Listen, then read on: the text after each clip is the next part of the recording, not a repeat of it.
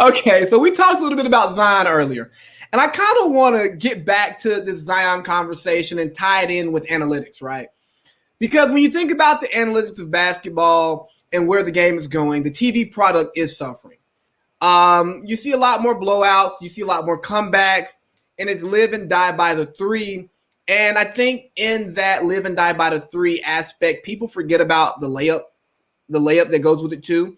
You know, with we talked about Daryl Morey, who I don't think gets his enough respect for what he's doing as a GM. Granted, he hasn't won a title, but he's one of the most brilliant minds in the league. He acquires talent, he makes moves, really great. But there's a layup aspect to that, like getting easy shots. And Zion, again, we talked about him. He's averaging 25 on 60% shooting. He's getting layups. He's scoring in the paint. He's dominating in the paint. And I think that Zion is going to unlock a side of basketball that we need for the TV product to get away from some of the analytic thinking, because I think analytics works over 82 games. Just like we talked with the All-Stars. Over the span of a 10, 15-year career, the cream's going to rise to the top. But when you're talking about, if you break down one specific year, okay, we got some misses here. And then you look at basketball in specific series, right? Yeah, that analytics shit ain't going to work over this 7-game series. And more specifically, in this game, in this quarter, we want this many shots. And if you look at what lost Houston, the Golden State series, was, we can blame it on Chris Paul, or we can blame it on them missing, 25, 26 straight threes. Mm-hmm. And usually if they get this many threes up, they score at this percentage, so we're going to score this amount of points, and it works. But in one game, I'm going to trust Zion on the block, dunking, laying it up, grabbing his rebound, pogo stick quick, putting it back up quickly, more than I'm going to trust the analytics. Because if you look at our top clutch players in the league, the mid-range shot, we call it a lost art. But look at your top scorers, your top clutch players. Guess what they score out of? The mid-range. Look at what LeBron's doing now.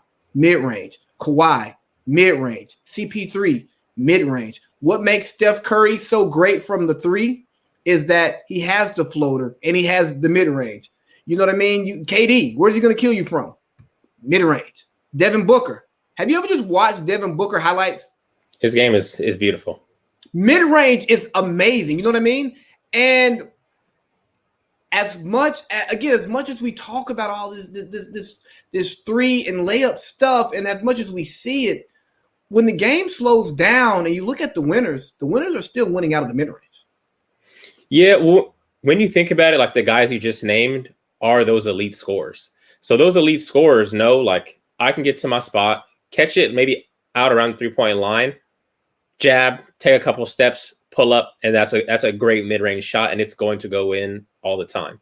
But you think about just the rest of the guys on that team, for them it's kind of like 3 or nothing.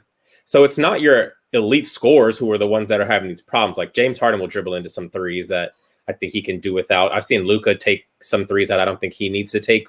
But those are also and this was more so Harden in Houston, they were the focal point, and it was their job to score and create for others.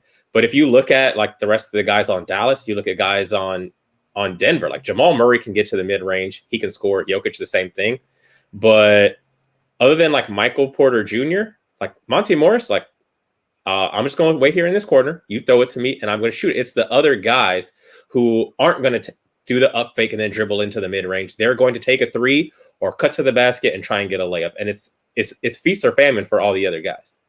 But look at how many bad threes they're taking, though. A ton.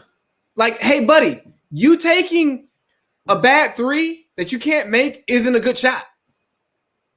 No, so in the beginning, it was we only take a three if we're down 3. And that was way in the early 2000s, when the advent of the 3-point, up until the advent of the 3-point line, up until early mid 2000s, it was take a 3 if we need a 3, or unless you're a dead-eye three-point shooter. Other than that, dudes weren't just like pulling up from three like this.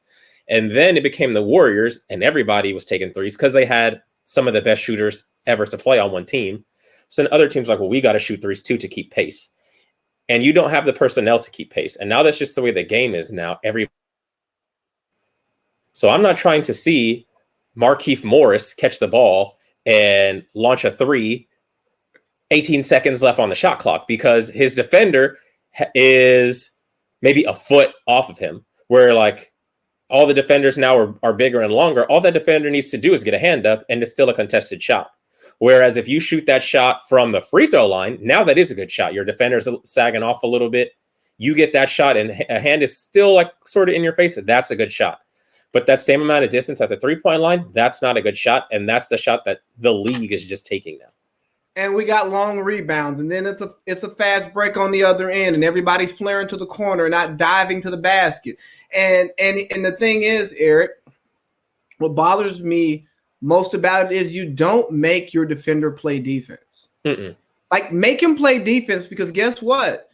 It's hard to shoot with tired legs.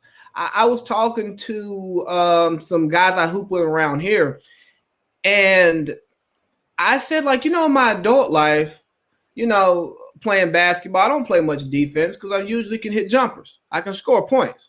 So if I'm scoring, I'm not playing defense. But then occasionally you find yourself in a game where you got to play both ways all game. And I go, bro, how does Kawhi do this shit? You mean to tell me this man going to go in here and give me 28 and then guard LeBron? So with that, if you actually make that man sit down in the chair, he's not gonna be as explosive on offense. That's how you try to neutralize a Steph Curry, a James Harden, a Kyrie, these great scorers.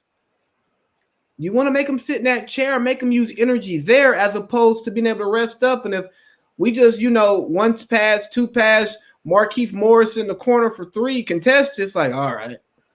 Yeah, but you think about the guys that those guys are guarding, and like Steph usually is not on your primary ball handler, because your primary ball handler is the focal point of the team now.